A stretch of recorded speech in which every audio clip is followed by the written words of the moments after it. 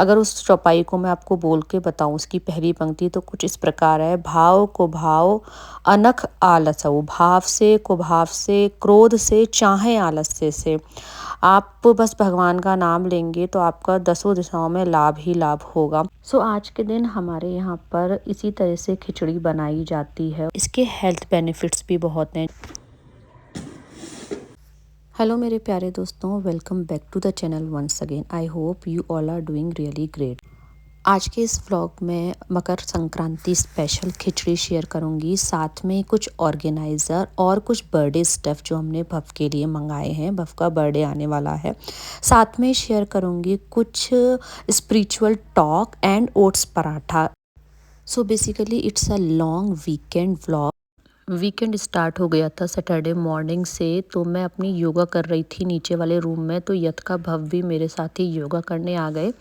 Although ये मेरे को तो कॉपी बहुत ज़्यादा नहीं करते हैं, टीवी में कुछ किड्स योगा लगा लेते हैं और वीकेंड पे कभी कभी कर लेते हैं। योगा करने के बाद आ गई हूँ किचन में बहुत हेल्दी सा नाश्ता बनाने के लिए। तो आज मैं बना रही हूँ ओट्स के पराठे। ये जो ओट्स का बॉक्स है, इसमें मैंने ओट्स को ड्राई रोस्ट करके पाउडर बना के रख रखा है। मैं इस तरीके से रख लेती हूँ सो दैट जो मॉर्निंग का ब्रेकफास्ट का टाइम है वो बच जाता है रोस्टिंग का और पाउडर बनाने का। तो यहाँ पर ओट्स का पाउडर मैंने एक बोल में निकाल लिया, उसमें डाला है स्वाद के अनुसार नमक। साथ में ही डाल दे रही हूँ कुछ बेसिक मसाले, लाल मिर्च, गरम मसाला, सूखा धनिया, जीरा पाउडर। और अब मैंने क्या करा है, एक इस तरीके से चॉपर ले लिया है, इसमें मैं डाल दूँगी कुछ वेजी। आज मेरे पास अनियन और कैप्सिकम अवेलेबल है। आप चाहें तो इसमें गाजर भी डाल सकते हैं। तो बस थोड़ा सा मैं अनियन ले रही हूँ, थोड़ा सा ग्रीन वाला कैप्सिकम, उसको फाइन चॉप कर लूँगी।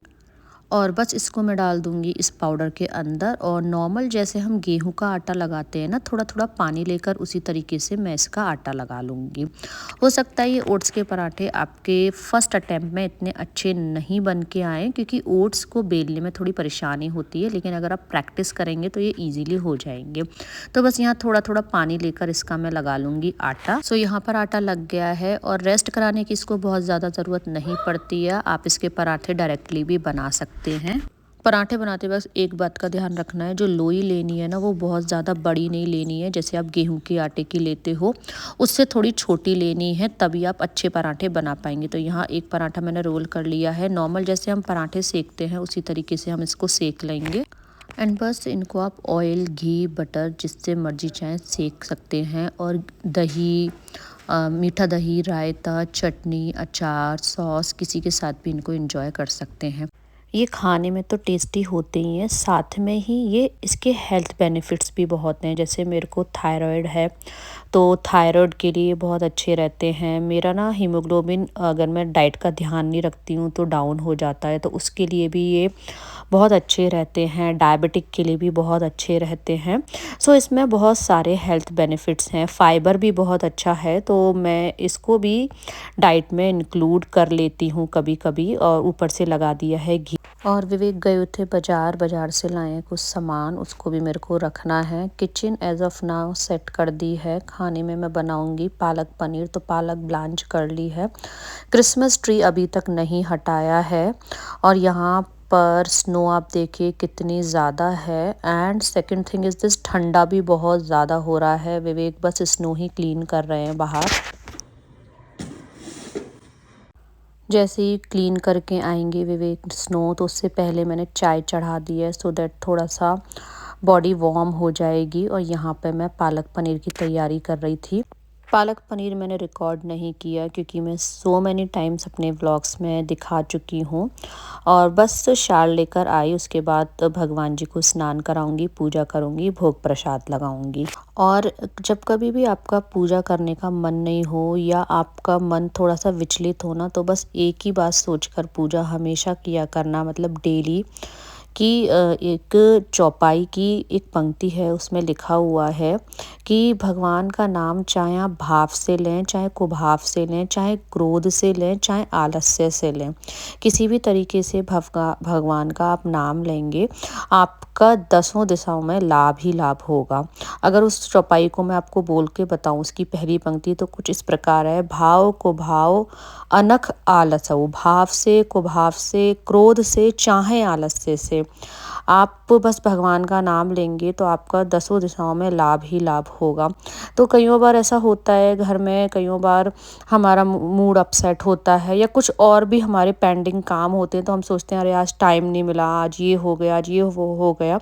तो बस आप यही बात सोच लें, आपका कैसा भी मन हो उसी मन से भगवान का आप नाम लें, आपका मन भी शांत होगा। और साथ में ऐसा नहीं है कि आपकी पूजा नहीं लगेगी, क्योंकि ये तो साक्षात इस पंक्ति में ही लिखा है, भाव को भाव अनख आलस हो। फिर से आ गई थी किचन में। खाना और नाश्ते का काम तो हो गया था, लेकिन जो बर्तन मैंने रात में लगाए थे उनको अब मैं सेट कर दूंगी, और जो झूठे बर्तन होंगे उनको मैं डिश वॉशर में लगाती चली जाऊंगी। और अब किचन का काम करके और नीचे का भी थोड़ा बहुत काम करके एक मैंने वो मंगाया था कपड़ों का ऑर्गेनाइज़र, जो वॉश क्लॉथ होते हैं ना उनका, उसको मैं ओपन कर दूंगी और फिर विवेक इसको अरेंज कर देंगे। तो अभी एक जगह हम लोगों को जाना था, उससे पहले मेरे पास थोड़ा टाइम था, तो मैंने सोचा चलो इसको ओपन कर देते हैं।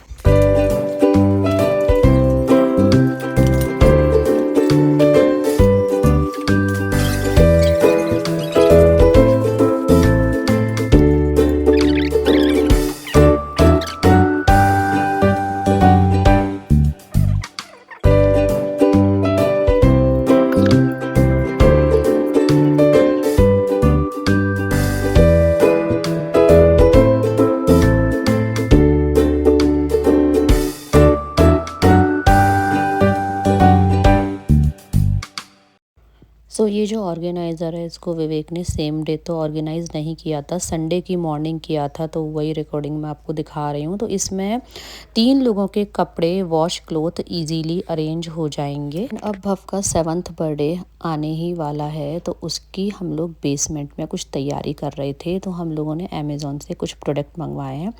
तो सबसे पहला तो मंगाया है हैप्पी बर्थडे का इस तरीके का बैनर, और दूसरा उसको हैंग करने के लिए एक स्टैंड मंगवाया है। दोनों का ही लिंक मैं आपको डिस्क्रिप्शन बॉक्स में दे दूंगी, आप वहां जाके चाहें तो चेकआउट कर सकते हैं। थोड़ा हम लोगों को बेसमेंट भी अरेंज करना था, बच्चों के जो टॉयज़ हैं उनको आज मैंने सोचा चलो अरेंज कर देती हूँ, क्योंकि ब्रेकफास्ट हम लोगों ने कर लिया था और लंच भी हम लोगों का लेफ़्ट ओवर रखा हुआ था। तो खाना एज सच मेरे को बहुत ज़्यादा नहीं बनाना था, तो बेसमेंट को ऑर्गेनाइज हम लोगों ने फिर 2-3 घंटे मिलके किया, सो दैट बच्चों का जो बर्थडे वगैरह है, स्पेशली यतका का तो हो गया है, भव का बर्थडे के लिए बच्चों को थोड़ी अच्छी स्पेस मिल जाएगी। तो यहाँ पर हम चारों ही लोग मिलकर कर रहे हैं बेसमेंट को अरेंज। तो मैं कर रही हूँ टॉयज़ अरेंज और विवेक थोड़ा सा डेकोरेशन का काम देख रहे हैं। संडे का मैक्सिमम दिन हमने बेसमेंट में लगाया, और मंडे मैं सबसे पहले रिकॉर्डिंग कर रही हूँ उसी ऑर्गेनाइज़र की जो हम लोगों ने अरेंज किया था।